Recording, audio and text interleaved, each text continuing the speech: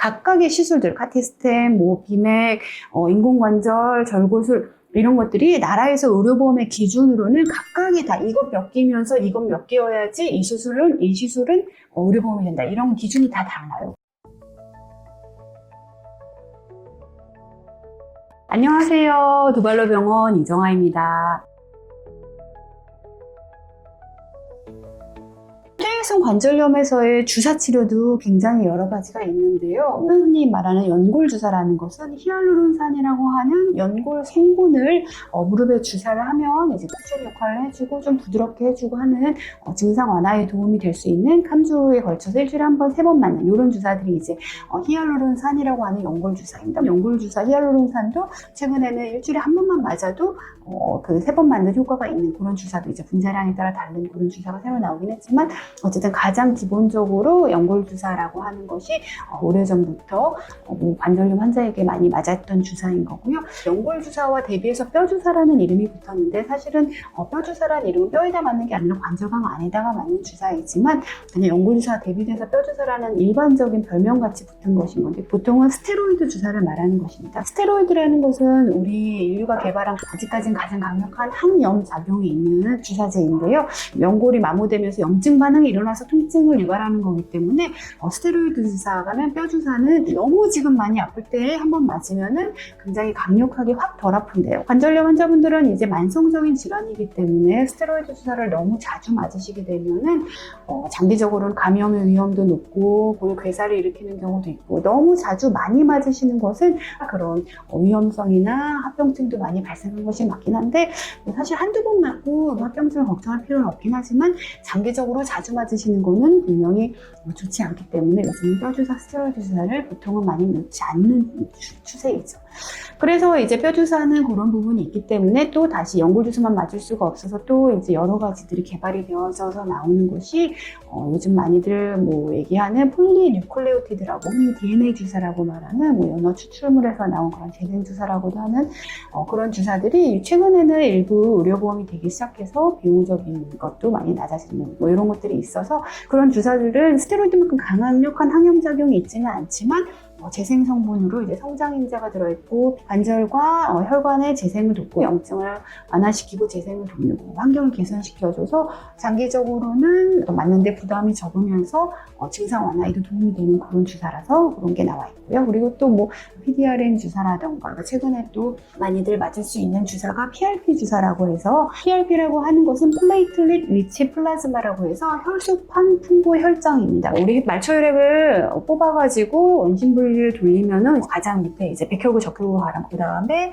그 혈장 중에서 그 플레이틀릿 리치하는 그 층이 따로 있어요. 위에는 혈장층이 있고 그 층이 있어서 잘 분리를 해가지고 다시 무릎에다가 주사를 해주는 것을 PRP라고 해가지고 실제로 외래에서 간단하게 한 20-30분 만에 하실 수 있는 자기 혈액을 이용해서 하기 때문에 알러지 반응이나 어떤 다른 거부 반응이 적으면서도 그런 인자들이기 때문에 외래에서 간단하게 할 수 있는 거라서 PRP도 요즘에 많이 주사가 시행되고 있고요.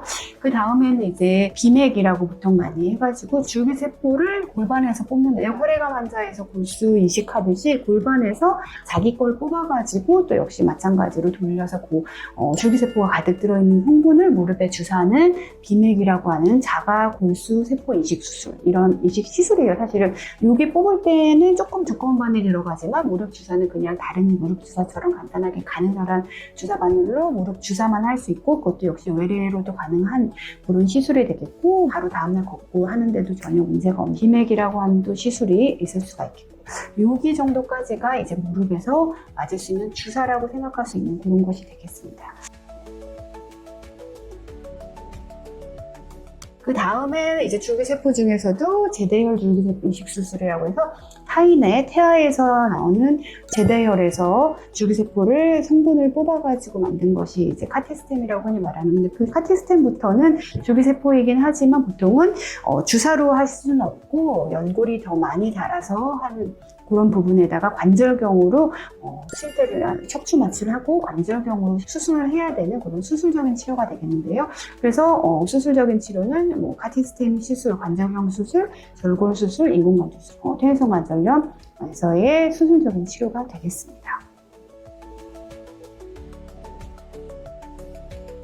지금까지 말씀드린 약물치료, 물리치료, 주사치료, 수술적 치료 모두가 다 그냥 관절염 조금 있는 모두에게 다 해야 할 수 있는 치료가 아니고, 특히 의료보험에서는 정해놓은 각각의 다 기준이 있습니다. 그래서 이제 엑스레이에서의 기준이 있고, 얼마나 보존적 치료를 오래 했느냐 이런 기준도 있고, 또 이제 엑스레이 그레이드 말고 MRI나 관절경의 소견에서의 이제 연골이 결국은 다른 게 관절염인데, 연골이 다른 정도는 엑스레이에서 어떻게 보이냐에 따라서 엑스레이 등급도 1, 2, 3, 4기가 있고, 또 이제 MRI나 관절경에서 관절 연골의 두께가 보통 무릎에서는 3, 4mm 정도 되는 두께가 있는데, 그게 얼마나 달았느냐, 그 두께에서 50% 이상인데 완전히 닳지 않는 것을 3기라고 하는 거고, 50% 미만인데 1기 완전 그냥 부슬부슬한 약간 살짝 손상되는 1기보다는 조금 많은 것은 2기라고 해서, 그리고 완전히 뼈가 드러날 정도로 다 다른 것을 4기라고 해서 ICRS라고 하는 MRI나 관절경에서의 그레이드와 켈그린 로렌스라고 하는 엑스레이에서의 그레이드가 각각 다른 건데요. 각각의 시술들, 카티스템, 비맥, 인공관절, 절골술 이런 것들이 나라에서 의료보험의 기준으로는 각각의 다 이것 몇 개면서 이것 몇 개여야지 이 시술은 의료보험이 된다, 이런 기준이 다 달라요. 그렇기 때문에 결국은 나는 어느 정도의 그레이드인 거고, 나는 어떤 수술이 맞느냐는 그런 검사를 통해서 의사와 충분히 상담을 해서 가장 자기한테 맞는 수술을 선택할 수 있는 것입니다. 카티스템은 ICRS 그레이드는 4, 완전히 뼈가 노출된 정도로 연골이 완전히 다 닳았으면서 엑스레이에서는 말기가 되지 않았을 정도에서만 시행할 수 있는 거예요. 그러니까 그 각각이 다 다른 것인 거고, 그래서 그 엑스레이에서도 완전 말기 상위가 되면 사실 줄기세포나 다른 이런 시술들은 보험 기준이 되지도 않을 뿐더러 실제로 보험 기준이 안 되는 이유는 효과가 그만큼 떨어지기 때문인 것인 거고, 그러니까 그러신 분들은 이제 연골이 남아있는 게 거의 없기 때문에 결국은 그런 것들은 줄기세포로 다시 두껍게 만들어드리기가 다 어려운 그런 부분이에요. 부분적으로 어떤 손상 이런 것들이 이제 가능한 그런 부분이기 때문에 본인이 엑스레이 그레이드가 어느 정도 해당되는지, MRI 관절경엔 ICRS 그레이드가 어느 정도 해당되는지 의사가 충분히 보고 판단하고 충분한 상담을 거쳐서 각각의 가장 좋은 결과를 낳을 수 있는 치료를 하시게 되시는 거인 거고요. 인공관절 같은 경우는 그래서 엑스레이에서도 말기가 되는 그런 상황에서 약물치료, 물리치료, 줄기세포 이런 것들이 다 소용이 없어서 말기까지 도달했을 때 자기의 관절을 버리고 인공으로 치환을 하게 되는 그런 수술이 되겠습니다. 그래서 인공관절도 보험 적용?